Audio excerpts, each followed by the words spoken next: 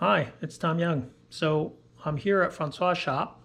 I decided to put this engine together here, uh, only because I could probably do the engine myself, but it's always great to have a second set of eyes looking over my work.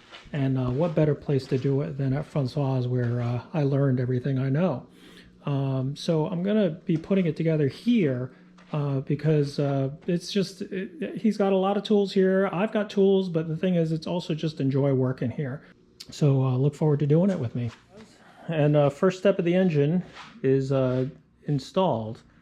We had the crank polished this time. So this is a billet steel crank, and Charlie Olson at the machine shop had it polished. So it's really almost a work of art. It's almost too bad we won't see it when it's all back together. So here your last chance to see this nice polished crank. Anyway, first step was to fit the main bearings, install them one at a time, make sure that the engine turns nice and smooth. We had a problem with the thrust bearings here, so that took a little bit of time to get it. Thrust washers go right back here.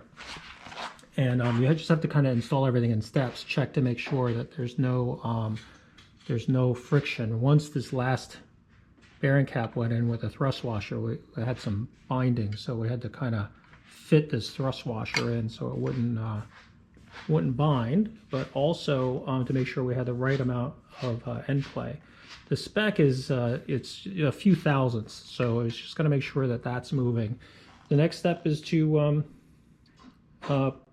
check the ring gaps on the pistons and get those put together. Okay, so the way they're numbered is on the rods. They're stamped.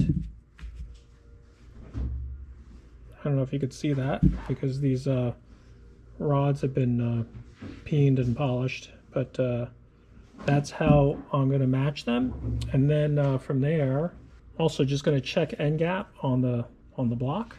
I laid out all the pistons and got them laid out number 1, 1, 2, 3, 4, 5, 6, 7, 8, 9, 10, 11, 12. Get them in order, and I just fit all the rings in, got them all measured and checked and installed, got the orientation right. So now I'm going to start taking the unbolting the rods and start getting these ready to start sliding them into the block. Feels good. Yeah. Feels good.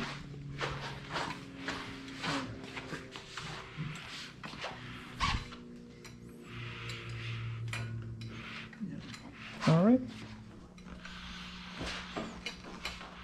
After checking to make sure each piston went in and was smooth and was installed properly, it was time to get the head gasket installed. It started by dry fitting these head gaskets I get from Australia.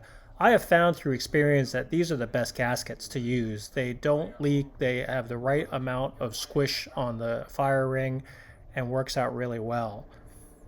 After the head gaskets were installed, or the heads were installed, then it was a matter of fitting the valve train on and making sure that everything was lined up and ready to be bolted into place. All right, so got the timing chest on, put the cams in, and starting to put the sprockets and all that other stuff. Put the water pump in today, and oil pump assembly. It was kind of just bolting everything in place to kind of get it to dry and seal, so hopefully no oil leaks.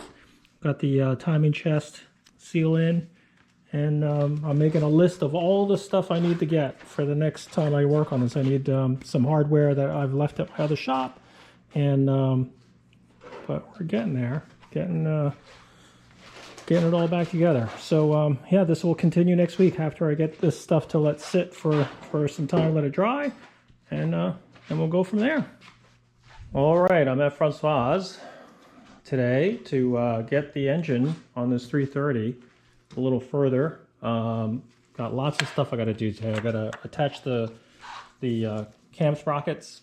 I've got to install all the rocker bolts and nuts in. Got to install the keepers for the adjuster screws, and then once I have all that together, put the chain in, attach the tensioner in, get everything on top dead center, and then do a valve lash.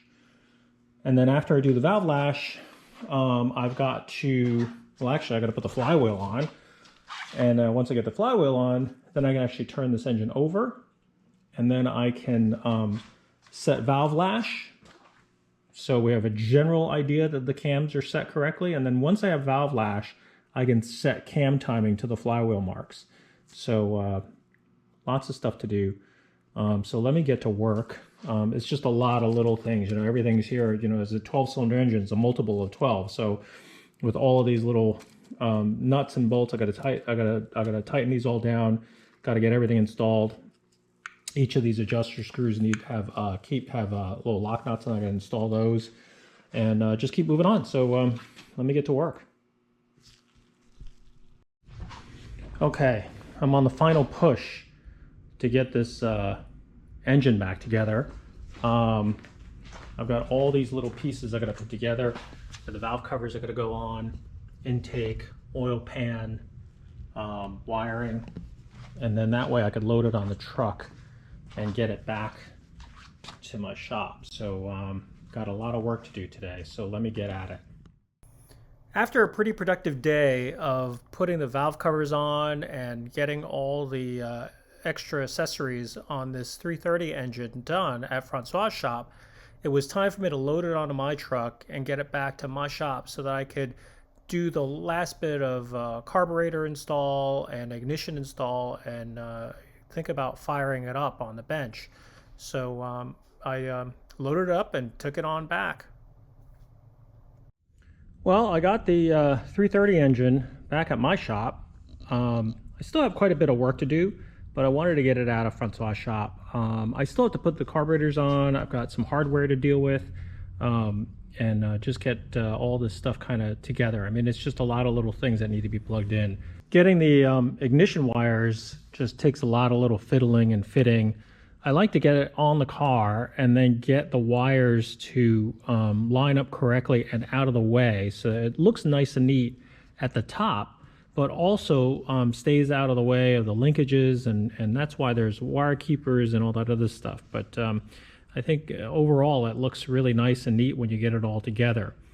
The carburetors, they're same thing. They just got a lot of little linkages that need to be lined up and tightened down. So it just takes time, and knowing how these cars go together and what it's supposed to look like really helps. Like I said, not every car needs to be a show car, but it's certainly nice to have it done correctly and routed correctly, so that way it looks all nice and neat when the car goes back together. So I'm just going to keep moving on and get this engine together, and then soon it'll be ready to fire up.